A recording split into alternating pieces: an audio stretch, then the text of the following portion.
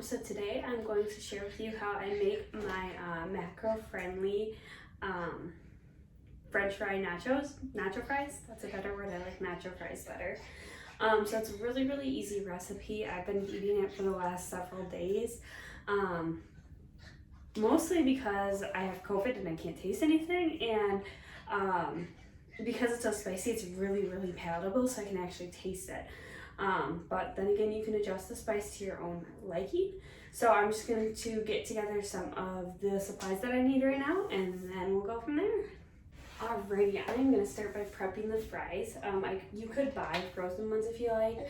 I just find it easier to make them because then they absorb whatever seasoning I put on them just a little bit better.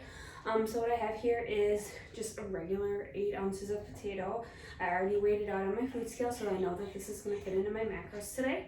I also have a bowl of water because I will be soaking the fries, and I'll explain why in a minute. So what I'm just going to do is cut it into round discs, like so. And then once I get a pretty sizable chunk, like here, I'm going to slice them into that rectangular French fry shape. Voila. And then, oh, this came out a little bit, but that's fine. I'm just going to dump them all in the water here.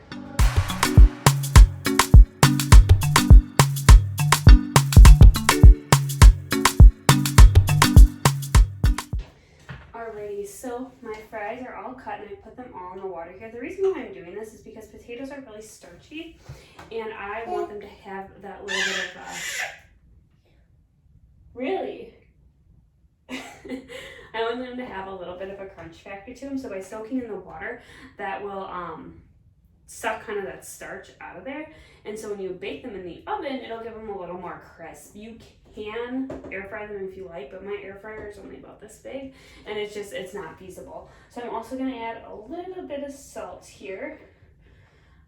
That'll kind of help pull the starch out, and in addition to that, it'll kind of add a little bit of flavor to it. So I'll just mix it up here, and then this guy is going to sit here and soak for a minimum of 30 minutes. I say a minimum because you can soak it for longer.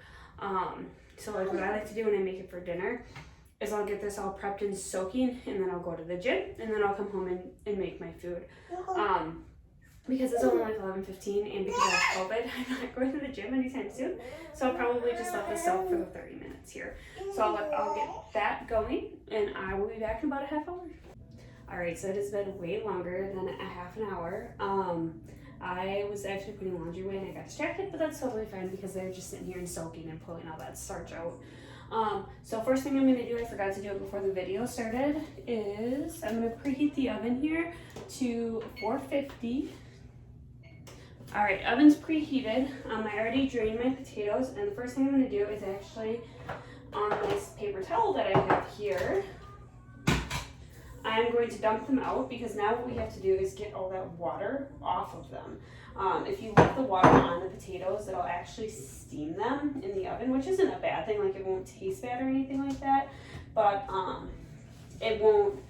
you won't be able to achieve that crunch you're looking for. So I dumped them all out of my paper towel here, and I'm just going to kind of pat them dry. You could also use a kitchen towel for this.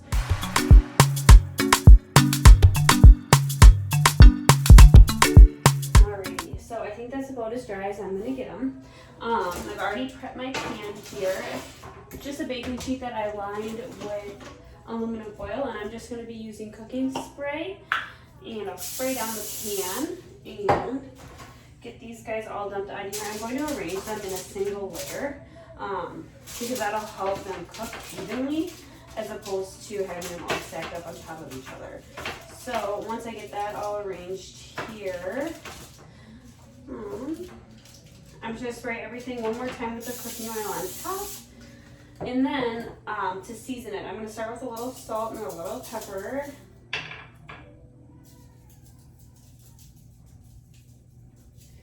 And what I have over here is chili powder, cumin, and paprika.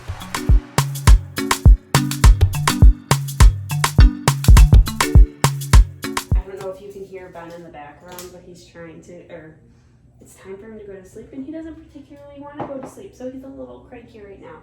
But now that that's done, I'm just going to kind of mix it up and make sure everything is evenly coated. And then again, get it all on that nice flat one layer here. And then once my oven is preheated, I'm going to be putting these in for 15 minutes, but I'm going to stir them after 10 minutes. And that will, again, just make sure that it's cooked evenly on all sides, and it'll help bring out that crunch. Alright, my fries are done. My baby is sleeping. He is pretty cute. So I'm going to just get this going. I forgot something in the fridge. Okay, I'm just gonna get this going. I have, oops, I already got a special out. So this is actually the same bowl that I used to soak my fries in. I just kind of rinse it off because it did have some of that starch on it, but we don't have a dishwasher, so I'm not about washing 1,000 dishes. So I'm just gonna get this all fried in here real quick.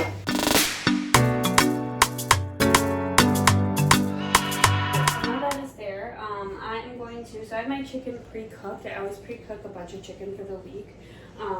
But if you don't, you can cook it ahead of time and add it in. That's totally fine.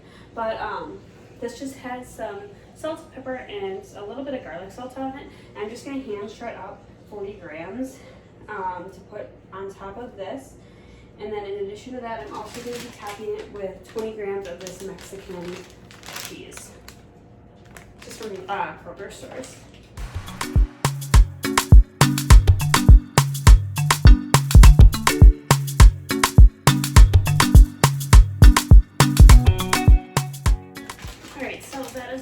Done. All I'm going to do is pop this little guy back in the oven here so that the chicken will warm up and the cheese will melt, and it'll be really yummy.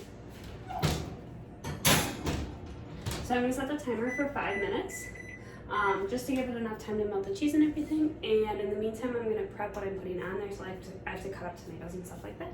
Alrighty, it just came out of the oven. Cheese is all melted. Chicken is all warmed up. So, excuse me, what I'm going to do is I'm going to put my toppings on it. I chopped up some grape tomatoes, so I'll throw those guys on there. And the cool thing about this is you can put on whatever you like, whatever you want, whatever tastes good to you. This is just what I like. So I've got grape tomatoes. I'm gonna put some lettuce on there.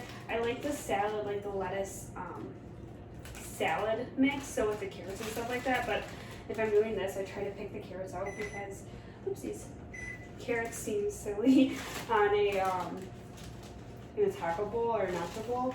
So some lettuce, and then I'm just gonna throw some different sauces on top. So I have a wide variety of ones that I use. First, I've got taco sauce. I'm just gonna put a little drizzle on that. One of my friends suggested to me that I might not actually be able to taste spicy food and I might be able to just feel it. And I think that's probably accurate now that I think about it, because I put 3 different types of spicy sauces on here, and I have chili powder on the fries, so that might be it. So anyways, there's that. I've got some salsa.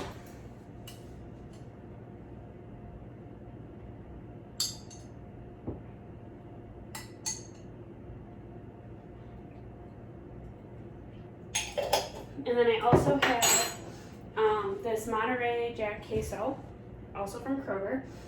And instead of sour cream, I usually just use non-fat Greek yogurt just because the macros are better and it literally tastes exactly the same. So I'll get these guys on here as well. I didn't weigh out the tomatoes, I didn't weigh out the lettuce, salsa, the taco sauce, and I won't weigh out the Greek yogurt just because it's not very calorically dense. And you can't really overeat taco sauce. I am, however, going to weigh out the queso just because it is extremely calorically dense. And my macros give me about an ounce of it.